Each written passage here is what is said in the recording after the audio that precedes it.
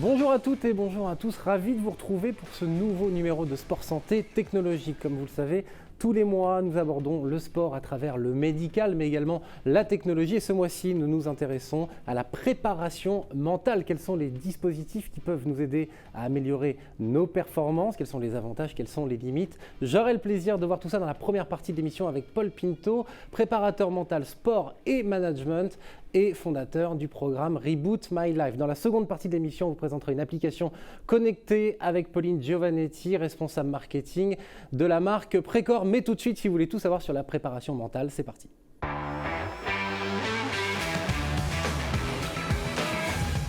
Paul Pinto, bonjour. Bonjour. Merci d'être avec nous. Alors, je l'ai dit dans cette introduction, vous êtes préparateur mental, sport et management. On va parler justement de cette préparation mentale. Vous êtes fondateur du programme Reboot My Life. Vous nous expliquerez un petit peu ce que c'est. Mais avant de rentrer dans la thématique en elle-même, j'aimerais m'intéresser à vous. Vous avez fait Sciences Po, vous avez travaillé durant 25 ans pour des grands groupes internationaux. Vous avez accompagné des changements de management, c'est ça, au sein, je viens de le dire, des grandes entreprises. On va revenir sur ce thème de management du changement. Comment est-ce que vous êtes devenu préparateur mental? Par le sport. C'est-à-dire que Vous êtes un sportif? Je suis un sportif, j'ai beaucoup pratiqué les arts martiaux, et en particulier la boxe anglaise, et je constatais, à l'époque ce n'était pas quelque chose de très courant, la préparation mentale, mais à titre personnel, que je gagnais ou que je perdais par le mental. Que tout était dans la tête? Ah, complètement. Qu'est-ce qui pouvait vous déstabiliser avant et comment vous avez guéri de ça? En travaillant sur moi-même, j'ai commencé par découvrir la méditation mindfulness, ce qu'on appelle aujourd'hui la méditation pleine conscience, qui Ça, vous m'a faites ça le énormément calmé. matin, le midi, le soir, tous les jours? Alors aujourd'hui, matin et soir. Ok. À l'époque, je ne connaissais pas bien, mais je la pratiquais, je faisais quelques séances avant, par exemple, un combat. Et je voyais quand même qu'il y avait des progrès, j'étais plus calme, plus serein, mais j'étais encore très très loin de ce que la préparation mentale pouvait m'apporter. Mais alors, qu'est-ce qui vous a amené à faire ça de manière professionnelle après? Parce que je m'intéresse à l'humain. Je me suis toujours intéressé, quand je faisais du management du changement, ça m'intéressait de voir les mécanismes qui font que pourquoi on change des croyances et pourquoi on change des habitudes. C'est quand même bien ancré dans chacun d'entre nous, notre façon de voir le monde, et puis les habitudes s'installent dans notre cerveau, dans notre système nerveux, comme quelque chose d'acquis. Et le cerveau, et ça a été démontré depuis pas mal de temps, n'aime pas le changement. Il aime ce qu'on appelle, ce que dans les neurosciences on appelle l'homéostasie, c'est-à-dire un état qui reste le même qu'il était hier. En fait, il est un peu fainéant. C'est un mystère. Alors on peut dire ça, on peut dire qu'il est fainéant, mais je crois que l'idée, c'est l'idée de conservation. Ce qui est habituel est moins dangereux que ce qui est inhabituel. Vous parlez de préparation mentale, vous me parlez de cerveau. Est-ce qu'il faut être un spécialiste scientifique, il faut être médecin pour faire le métier que vous faites? Non, il n'y a pas besoin d'avoir une qualification particulière? Oui, je suis certifié en préparation mentale. Donc il y a un organisme qui certifie. Qui certifie. Après, non, ce n'est pas une démarche scientifique, c'est une démarche, j'ai envie de dire, on part de la préparation technique, premier étage de la fusée, préparation physique, deuxième étage de la fusée, et maintenant, préparation mentale, troisième étage de la fusée. Alors, pour arriver à une vraie performance. Paul, vous avez 60 ans. Pendant 25 ans, vous avez accompagné des entreprises dans ce qu'on appelle le management du changement. Il y a une manière précise d'aborder le changement. Qu'est-ce que c'est le management du changement? C'est ce que je vous disais à l'instant, c'est-à-dire qu'on doit changer des croyances et des habitudes. Donc lorsqu'on est dans le domaine de l'entreprise, c'est des habitudes par rapport à sa façon de travailler, des croyances aussi par rapport à sa façon de travailler. Donc quand on installe, j'ai beaucoup travaillé sur les méthodes Toyota, quand on installe des équipes autonomes, par exemple, ces équipes elles-mêmes, elles ne comprenaient pas qu'on puisse fonctionner sans recevoir des ordres qui venaient du haut.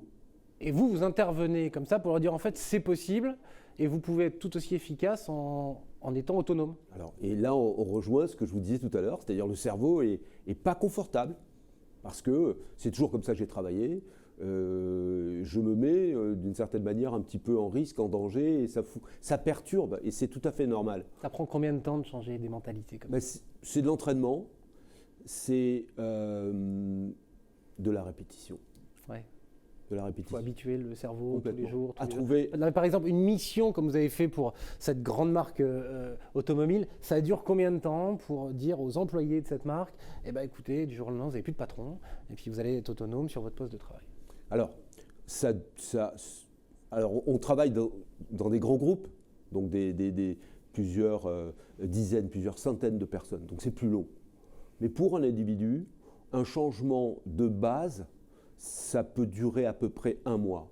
Quand on travaille. En 1 mois, vous transformez quelqu'un? En 1 mois, on va faire rentrer de nouvelles routines. On ne va pas le transformer complètement. Parmi ces routines, alors vous êtes certifié en mindfulness, préparation mentale et en Kaizen. Qu'est-ce que c'est le mindfulness? La mindfulness, c'est une méthode. Alors, c'est très simple. Elle a été inventée par Bouddha lui-même. Himself. Donc, c'est très ancien. Et la mindfulness, c'est l'idée de vivre bien dans le moment présent, c'est-à-dire de ne pas être submergé par le passé et de ne pas être constamment dans l'anticipation et dans le futur, c'est-à-dire bien vivre l'instant. Donc ça, c'est la base.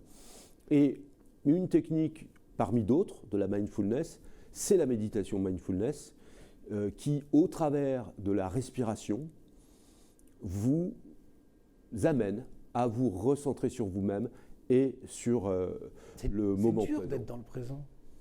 C'est très dur. Pourquoi c'est si dur? Est-ce qu'il y a une explication à ça? Parce que notre mental travaille en permanence. Il ne s'arrête jamais. Il ne s'arrête jamais parce qu'il est là pour nous avertir d'un danger, pour nous aider à... C'est pas notre ennemi, le mental, hein, mais une grosse partie de son activité, en fait, ne nous sert à rien. Et donc il faut la recentrer sur ce qui nous sert. Exactement. C'est-à-dire toute la rumination ne nous sert à rien. Et on parle beaucoup de Djokovic en ce moment, dans une actualité un peu difficile, mais Djokovic est un grand praticien de la méditation mindfulness.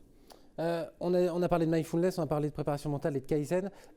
Rapidement, la différence entre ces 3 notions? Alors le Kaizen, c'est une ancienne philosophie japonaise qui peut être résumée très simplement par le pas à pas ou l'amélioration continue. On fait mieux aujourd'hui qu'hier et on fera mieux demain qu'aujourd'hui. Et c'est l'idée que par petits pas, on peut accomplir des choses incroyables. Vous me parliez de Novak Djokovic il y a quelques instants. Alors justement, le mental chez les sportifs de haut niveau, c'est parfois ce qui fait la différence, c'est parfois ce qui fait défaut. C'était un sujet difficile à évoquer. Bizarrement, ça paraît un peu bête, j'utilise ce terme, de penser que la préparation mentale chez un sportif ne va pas de pair. Pourquoi ça a été un sujet tabou? Parce que ça vient beaucoup des entraîneurs. Ils ne voulaient pas leur en parler? Ça ne les intéressait pas parce que la préparation mentale, pendant un certain temps, a été perçue comme quelque chose d'un petit peu ésotérique. C'est-à-dire qu'un joueur de tennis, il doit travailler d'abord son service, sa montée au filet, et ensuite sa préparation physique, son renforcement musculaire, son travail cardio-respiratoire, sa proprioception, etc. Et qu'on considère qu'à partir de ça, et une tactique de jeu, on a fait le job. Et en fait, je pense qu'on a découvert au fur et à mesure que la préparation mentale, c'était quelque chose de sérieux. Quand on connaît les routines de préparation mentale, on s'aperçoit qu'un sportif, pendant un match, lorsqu'il ne fait pas de préparation mentale, il peut ruminer pendant le match. Et on a connu des sportifs qui, au moment de la balle de match, par exemple au tennis, avaient de très très gros soucis. Ou des terrible la balle de match au tennis. Terrible la balle de match. Mais dans le rugby, c'est pareil. Il y a des joueurs qui, à un moment donné, avaient du mal à garder la balle. Ils s'en débarrassaient au lieu de faire des vraies passes. Parce que la peur du plaquage, la peur de se faire mal. Donc, et la peur d'échouer. Ouais, donc, il y a dans tous les sports... Ou de gagner. ou de gagner, parfois, absolument. Ah, bien sûr. Est-ce que vous sentez qu'il y a plus en plus de sportifs qui font appel à des préparateurs mentaux? Et est-ce que c'est réservé juste à une élite ou finalement, même un sportif amateur, semi-pro, peut faire appel à un préparateur mental, peut faire appel à vous? Alors c'est vrai que c'est à la base, la préparation mentale, ça reste quand même dans le sport de haut niveau. Parce que c'est un luxe? Parce que ça coûte quand même un peu d'argent. Donc là, Lewis Hamilton s'est mis très récemment à la méditation. Dans ma façon de voir la préparation mentale, la méditation joue un rôle très important, peut-être plus important que dans la technique classique de préparation mentale. Mais bon, il y a, je crois, si je ne dis pas de bêtises, 1 million de licenciés tennis en France, 500 000 licenciés en équitation, 500 000 licenciés en judo. Je pense que ce serait intéressant pour les fédérations, pour les ligues et pour les clubs de s'intéresser à ce sujet de façon plus collective cette fois. Eh bien, je pense que le message est lancé puisque les fédérations ont l'habitude de nous regarder. On va pas parler de tennis là tout de suite ni d'équitation, mais on va parler de handball. Je vais vous faire écouter un extrait de Olivier Crumbles qui revient sur le match France-Brésil dans le cadre des Jeux Olympiques. Olivier Crumbles, c'est l'entraîneur de l'équipe féminine de handball. Je vous laisse écouter l'extrait.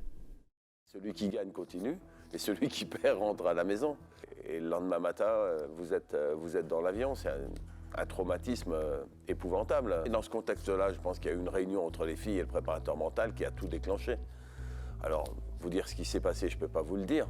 Je ne participe pas aux réunions entre les joueuses et le préparateur mental parce que c'est des réunions où on cherche à ce que les joueuses s'expriment. Et c'est difficile de s'exprimer devant le head coach avec tout ce qu'il représente, avec les enjeux. Mais cette réunion-là, elle a fait tilt, les joueuses se sont pris en charge. Et à la sortie de cette réunion, c'était plus la même équipe. Paul, j'aimerais vous faire réagir sur les propos d'Olivier Crumbles.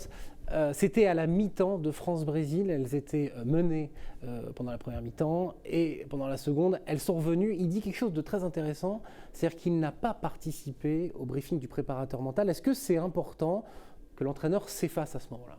Je pense parce que là, on est dans du sport co. Et c'est intéressant aussi de voir, pour ceux qui ne connaissent pas bien, que le préparateur mental, c'est une chose, le coach, c'est autre chose. Donc le préparateur mental, il n'est pas là pour entraîner l'équipe, ce n'est pas le leader. Et effectivement, dans beaucoup de sports co, le coach est quelqu'un de très charismatique qui peut parfois être intimidant, et en particulier pour des jeunes sportifs. Donc l'intelligence de la décision qui a été prise, c'est de laisser le préparateur mental seul avec les sportives et de leur donner la parole, de les laisser s'exprimer et, je ne sais pas ce qui s'est passé, peut-être leur faire une mini-séance de méditation. Ce n'est pas exclu. Parce que c'est assez rare quand même que l'entraîneur s'efface à la mi-temps d'un match capital, décisif pour une compétition comme les Jeux Olympiques. Paul, j'aimerais qu'on parle de votre livre. La force, qu'est-ce qu'on trouve dans ce livre? Est-ce que la préparation mentale fonctionne autant pour les athlètes de haut niveau que pour les sportifs amateurs, par exemple comme moi? Absolument. La préparation mentale fonctionne très bien pour les sportifs de haut niveau. Elle a été, j'ai envie de dire, conçue pour eux. Du coup, qui peut le plus, peut le moins, quoi. Qui peut le plus, peut le moins, c'est-à-dire qu'on n'est pas obligé de tout prendre dans l'outillage, on va en parler si vous le voulez bien, de la préparation mentale. Donc la préparation mentale peut être aussi utilisée de façon peut-être plus spécifique. À tiroir, un peu. À tiroir, peut-être. Selon les besoins. Est-ce que c'est ce qu'on trouve dans votre livre, la force? Est-ce que c'est ça que vous nous expliquez dedans? Alors, la force, c'est quelque chose de plus large. C'est-à-dire que la force, c'est l'idée de développer sa force mentale dans un monde aujourd'hui qui est devenu dur. On l'a vu avec l'épisode de la pandémie. Comment faire face, rien que ça, faire face. Comment vaincre les obstacles, comment s'améliorer. Donc ça, c'est un peu ça le concept de la force. Ce n'est pas un guide de préparation mentale du sport. Alors, j'ai lu, vous êtes convaincu, chaque être humain porte en lui un énorme potentiel de grandeur et de lumière. Nous sommes tous capables d'accomplir des choses qui nous paraissent hors de portée de base. C'est pas un peu simpliste quand même? Enfin, c'est pas un peu le discours tout est beau? C'est l'idée, on a vu dans des périodes exceptionnelles, des gens ordinaires accomplir des choses extraordinaires. C'est-à-dire qu'on a tous un énorme potentiel. Et il faut l'entraîner, ce potentiel, et il faut le faire grandir, c'est tout. Mais tout le monde n'a pas la chance d'être dans des environnements, quand on est enfant ou adolescent ou jeune adulte, de vivre dans des environnements qui vont favoriser la croissance de ce potentiel. Alors, pour terminer, j'aimerais qu'on parle de ce programme que vous avez fondé, Reboot My Life. Pouvez nous en parler en quelques mots? Alors, Reboot My Life, c'est deux choses.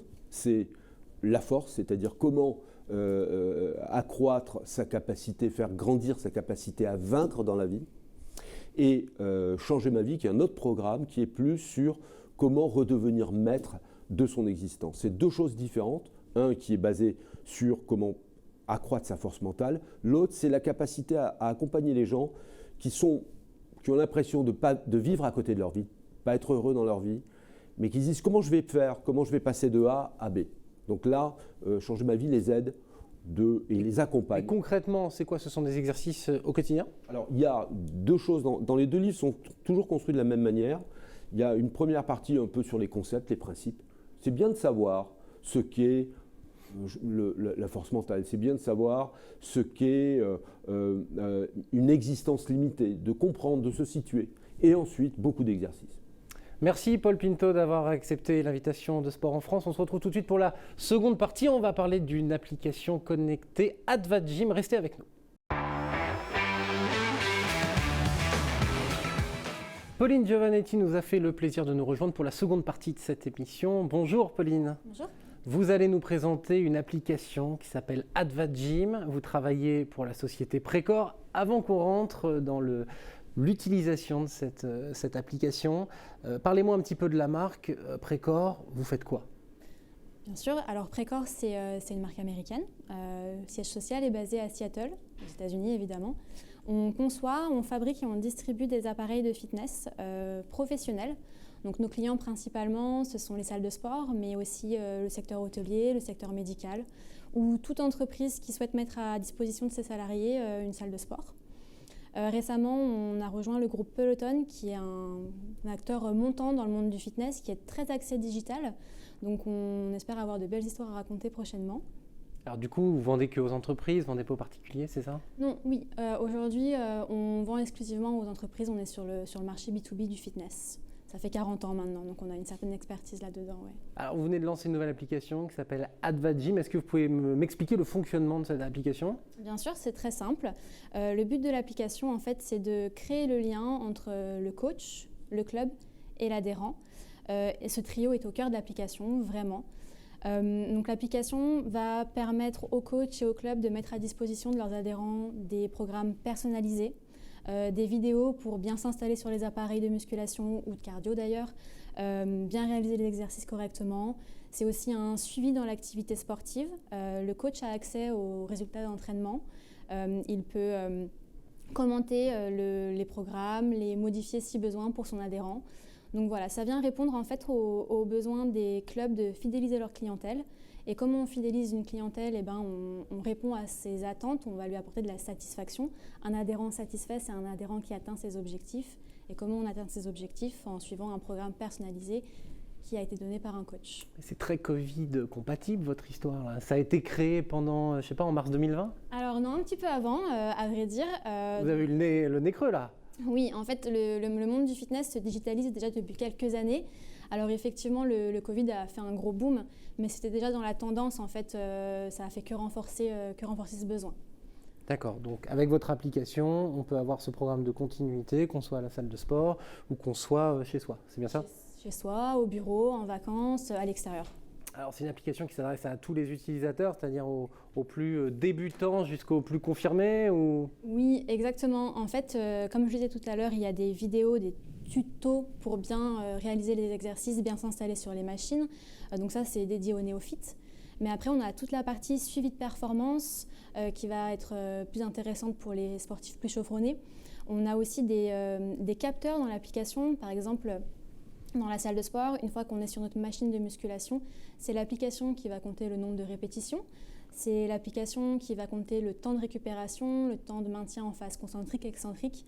Donc voilà, ça permet vraiment d'avoir plus de discipline dans sa pratique et d'aller plus au bout de son effort et du coup de son entraînement. Alors, c'est pas manquer de respect à la marque Précor de dire qu'elle n'est pas très connue du grand public. Par contre, vous avez travaillé avec une marque qui, elle, est beaucoup plus connue. Il s'agit de Sony. Qu'est-ce que vous a apporté une grande marque comme Sony dans le développement de cette application? Alors, je dirais que c'est plutôt finalement l'inverse, puisque l'application a été développée par Sony, mais ils avaient bien sûr cette expertise technique, digitale, etc. Et nous, on avait l'expertise fitness. Puisque pour développer au mieux une application dédiée au fitness, il fallait savoir quelles étaient les attentes des adhérents, les besoins des clubs et des coachs. Donc c'est là que Précor a été un partenaire de choix en fait pour Sony dans le développement. C'est Sony qui est venu vous chercher alors? On a travaillé ensemble, ouais. C'est pas mal ça. Oui, tout à fait. Quels sont vos concurrents sur le marché? Alors il y en a beaucoup des concurrents, il y a beaucoup d'applications. Encore plus depuis le confinement, comme vous l'avez dit. Il y a beaucoup de contenu sur YouTube, accessible gratuitement, etc. La différence, vraiment le point de différenciation de l'application AdvaGym, c'est que derrière, ce n'est pas un algorithme, c'est vraiment un coach, c'est vraiment un club, ce sont des humains qui sont là, avec qui on peut discuter, échanger, qu'on peut voir en physique. Donc voilà, c'est vraiment ce côté humain par rapport à d'autres applications. Donc parmi vos clients, vous avez les grandes chaînes de fitness. Peut-être que vous pouvez citer quelques-uns de vos clients chez qui on peut trouver du coup cette application qui est du coup payante, mise à disposition. Comment ça se passe? Alors l'application, donc en fait c'est une application qui est, nous on va la vendre en fait aux clubs qui vont la mettre à disposition de leurs adhérents. Après la partie commerciale, ça va être au choix du club. En général, ça va être inclus dans leurs tarifs. Dans les clubs aujourd'hui en France, on a des clubs qui sont en test avec l'application. En Europe, c'est beaucoup plus développé, notamment en Angleterre. Oui, ça existe en Europe déjà, d'accord. Ah bien sûr, c'est tout en Europe. En Angleterre et en Espagne, l'application elle est bien développée. Les clubs sont très satisfaits, donc ils sont satisfaits pour deux choses principalement. Déjà, ils ont des très bons retours de leurs clients et leurs clients sont fidèles. Et aussi parce qu'au-delà de cette partie relation, ça leur permet d'avoir, d'un point de vue gestion, beaucoup de données, des rapports très intéressants sur l'utilisation de leurs appareils, chose qu'ils n'avaient pas avant. Et pour un club, toute cette partie-là de gestion de son parc d'équipement, c'est très important. Alors, du coup, chez qui on peut trouver votre application? Alors en France, aujourd'hui, on est en test autour de Lyon. Ok. Et à Paris aussi, vous en avez une à Paris? On a été à l'usine. D'accord. Voilà, après l'usine L'usine Saint-Lazare. L'usine Saint-Lazare, tout à fait. D'accord. Et donc là, vous êtes plutôt autour de Lyon. Donc, on est plutôt pas loin de votre siège. Nos bureaux qui sont dans la région lyonnaise, tout à fait. Alors, quel avantage pour les utilisateurs d'utiliser une application comme la vôtre? Alors oui, il y en a beaucoup. Déjà, c'est en fait, si vous voulez, les utilisateurs aujourd'hui, nous, quand on observe un petit peu le marché, ils attendent à avoir une pratique à 360. Donc aussi bien en termes de lieu de pratique, donc au club, chez soi, au sport, à la maison, comme on disait, mais aussi en termes de pratique elle-même, donc du yoga, du fitness, de la course à pied. Et en fait, grâce à l'application, on peut avoir un suivi coaching sur l'ensemble de ces pratiques, où qu'on soit. Ok. Est-ce que vous considérez que le Covid, ça a été plutôt une chance pour vous? Pas pour votre business? Je dirais que pour le marché du fitness en général, dans le sens où il y avait... ça a été compliqué puisque les clubs ont fermé évidemment, mais il y avait besoin d'un peu plus de digitalisation. Donc ça a forcé malheureusement tout le monde à se tourner vers le digital. On n'avait pas le choix pendant les confinements. Après voilà, pour le monde du fitness, le but c'est que les nouvelles habitudes qui ont été créées pendant le Covid, donc ces fameux entraînements à la maison notamment, ne viennent pas remplacer l'entraînement dans le club. Que ce soit vraiment quelque chose qui vienne réunir. Et c'est tout le but aussi de l'application que Sony et Précor ont développé, de pouvoir réunir l'ensemble de ces pratiques dans ces différents lieux. Pauline, cette émission touche à sa fin. Qu'est-ce qu'on peut vous souhaiter pour l'avenir? Le meilleur pour moi et pour le marché du monde du fitness. Merci beaucoup pour toutes ces explications, Pauline. J'espère que vous aussi, vous en savez un petit peu plus sur la préparation mentale et maintenant sur cette application ultra connectée AdvaGym. Merci de nous avoir suivis. On se retrouve le mois prochain pour un nouveau numéro de Sport Santé Technologie. Salut à tous.